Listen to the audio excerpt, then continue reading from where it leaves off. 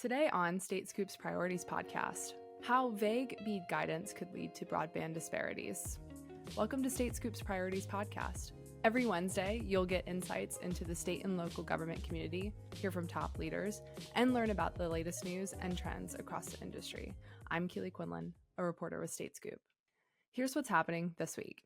In a letter addressed to Commerce Secretary Howard Lutnick and Ariel Roth, administrator of the National Telecommunications and Information Administration, 10 Democrats from the House of Representatives are asking for clarification on how states can use non-deployment funds they are set to soon receive through the federal Broadband Equity, Access, and Deployment Program. The letter asks for clarification on how states can use their broadband funding for projects not directly related to building out new fiber networks or installing wireless towers. 2 cybersecurity incidents disabled state services over the weekend. A service in Maryland that provides transportation to people with disabilities is unable to take new reservations, and a number of Nevada's state websites, services, and phone lines, including those for the Nevada Highway Patrol and Nevada State Police, also faced outages. The Texas legislature has passed several pieces of legislation aimed at strengthening protections for young campers after devastating floods last month left more than 24 campers and counselors dead at Camp Mystic. The legislation would create new rules pertaining to alerts, emergency plans, and where camps are allowed to operate. This week, we're joined by Jennifer Hickerson, a senior manager who specializes in telecommunications at the professional services firm Baker Tilly, to discuss how changes to the BEAD program are affecting outcomes in the states ahead of their final proposal submissions next week. The changes to the program, which were announced in June, left some things up to interpretation by the states. But this appears to be directly influencing the type of internet service providers that are applying for these grants.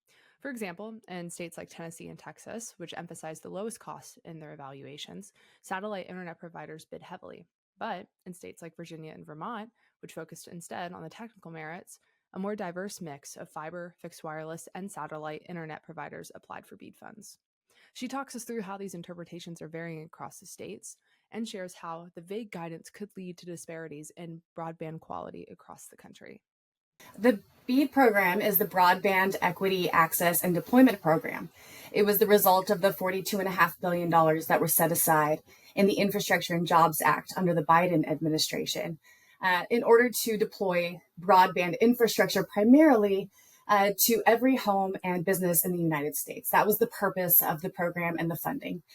That was set into law in 2021. In June, since then, we have been implementing those funds at the state level.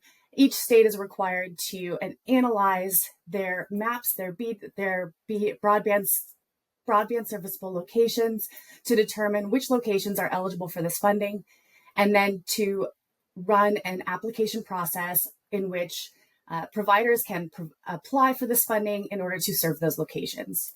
In June, the NTIA announced a new set of guidance that was called the Restructuring Policy Notice, and it made some changes to how the program was going to be run. The initial responses to that were pretty varied. Some were really concerned that this program would now be run in a way that favored certain technologies over others, which of course was one of the complaints of the way the program was run initially, but that would have a large shift in how the technology would be deployed to these broadband serviceable locations. Others were seeing this as an opportunity to reduce regulation and requirements and make it easier to get broadband deployment out the door and to homes and businesses that really needed it. So it was a varied response right at that beginning, right when that policy notice was published. Right. And following the, the publishing of that, new guidance, there were not only mixed reactions, right? But in the month, so August, so 2 months since, there have been mixed interpretations as well. Would you mind talking me through what some of those items are that you're finding to be a bit more in the gray for states to interpret and then communicate to ISPs about what it is that they can be applying for, and then also what they'll be, measured against in terms of winning these bids? Yeah, sure. I think creating more gray space was a little bit the intention of NTIA when they removed that priority for fiber preference. By removing that priority of fiber, they basically asked each state to itself determine what is a priority broadband project? How is that defined? With given specifications of meeting certain speed and latency goals, as well as scalability requirements over time.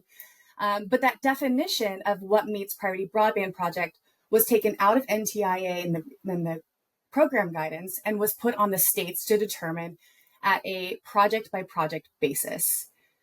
So now each state has to, at each project level, determine which technologies and which applications meet that definition of priority broadband project. Once they meet that designation, then they can compete on an even playing field across technologies. Yeah, and of course, we're seeing how this kind of interpretation and differences in that is playing out and influencing the types of internet service providers that are applying. We've got a handful of states that have already published kind of their first round of data from this recent bidding round that they had to conduct. In states like Texas and Tennessee, for example, of course, they're focusing on that low cost aspect, whereas states like Virginia and Vermont are instead focusing on like the technical merits, the robustness of these applications. What do you think is driving these like differences in approach from, is it policy goals maybe, is it political, or is it just truly these like technical specifications? I think what's the opportunity here at each state level is to interpret the policy notice in their own way to some degree. I think that's the case in any grant funding program. Some pieces are going to be left up to interpretation. So while all states are required to first determine priority broadband project, and then second to that, determine lowest cost of those who meet that priority broadband project for those areas where there is a priority broadband project designation, that's the order that those decisions are supposed to be made in. What we did see, though, is how states communicated those two aspects as they were ramping up their application processes may have had an impact on who thought it was worth their time to apply for the BEAD program. So where states were speaking more to, hey, this is now a lowest cost program, that's all that matters. That's what you need to really focus on. Drive down your costs for your projects to be competitive. That message really seems to have an impact on applicants. Those who really needed to drive down those costs in a way that was no longer sustainable started to question whether it was worth it to apply for this program. It also gave the message that some technologies might fare better in applying for the BEAD program. And maybe that's what we're seeing, is an increase in certain technology types being applied for in the BEAD program since the restructuring policy notice. Yeah, absolutely. And of course, like I would be remiss here if I didn't mention that satellite internet providers like, SpaceX's Starlink, for example, Right. Amazon's Project Kuiper are bidding heavily in these cost-driven states. SpaceX, of course, in the states where this wasn't necessarily the case, right, has sent out letters to these state broadband offices kind of outlining the ways that they think they're doing the program wrong. And have complaints and allegations regarding the programs. But how do you interpret this kind of like strategy from satellite vendors that now have this green light from this new guidance? Well, let me just pull back a second, because the way I see how we're going to interpret the impacts of the policy guidance, there's basically three tests of which we'll see real world implications. The first one being, who decides it's worth their time to apply for the program? The second one being, how are states going to define priority broadband project and apply that designation? And then the third one being, how will NTIA also apply that priority broadband project designation? And to what degree are they going to agree with states or overturn?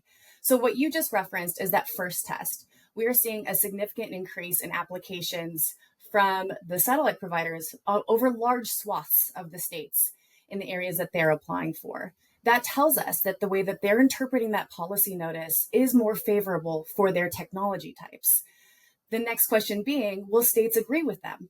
And of course, now states now get to determine, and they've asked in their applications for applicants to provide evidence, to provide supporting details of their technical specifications to help their offices determine if they do meet that priority broadband project designation. And if they do not, to what degree can they be competitive? That's now up to the project by project basis. So that's kind of how we're seeing that play out. And that third one of, will NTIA agree with those states if they are, as they're making those designations? That still remains to be seen. However, it is my understanding that NTIA is speaking with the broadband offices before they're publishing those preliminary awards for public comment.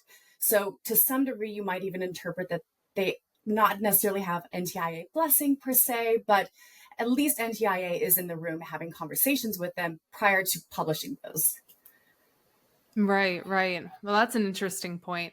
For sure. And, I'm just thinking too about like all of these like potential risks, right? If the funding ends up tilting towards these low cost solutions. Do you see that as, potentially creating some sort of disparity in how broadband is deployed across the country under this program? Yeah, I mean, I think the way that the program was initially designed was intended to get high speed, scalable internet broadband service to all locations across the country. That's the goal. Where we're seeing technologies that won't be as scalable or that can't maintain that high speed and low latency at all times, there will be disparities in the access that businesses and communities will have in accessing broadband. And, to the degree that that's increased because of the restructuring policy remains still to be seen. But it has the potential to, for sure. Yeah, I totally understand that we're kind of in this like wait and see phase, right? So more to that, looking ahead, what should we watch for in the coming months? I know there's a huge looming deadline for all the states to get their final proposals over to the NTIA on September 4th. But what are you going to be keeping an eye out for in terms of both these final proposals and how the NTIA is responding to them? I think you just said it exactly right. We're now in the last week and a half or so of that 90-day deadline requirement that NTIA set for all states and eligible entities when they publish the policy notice in the last week and a half. So, given that only a few states have published for public comment their final proposals, I imagine we'll be seeing a lot of states coming forward and starting to publish those final awards, preliminary award announcements for public comment in preparation for submitting their final proposal to NTIA, like you said, on September 4th. After that, the question will be, will NTIA do a rolling approval? Will we start to see approvals of state broadband office final proposals, or will we start to see some adjustments to those proposals in coordination with NTIA? So what I'll be looking for is to what degree those final proposals are approved as is, or if they will be approved with some additional tweaks or negotiations with providers after the fact. That was Jennifer Hickerson with Baker Tilly. We appreciate her for joining us and for participating in this conversation. That's it for this episode. You can subscribe to the Priorities Podcast at prioritiespodcast.com.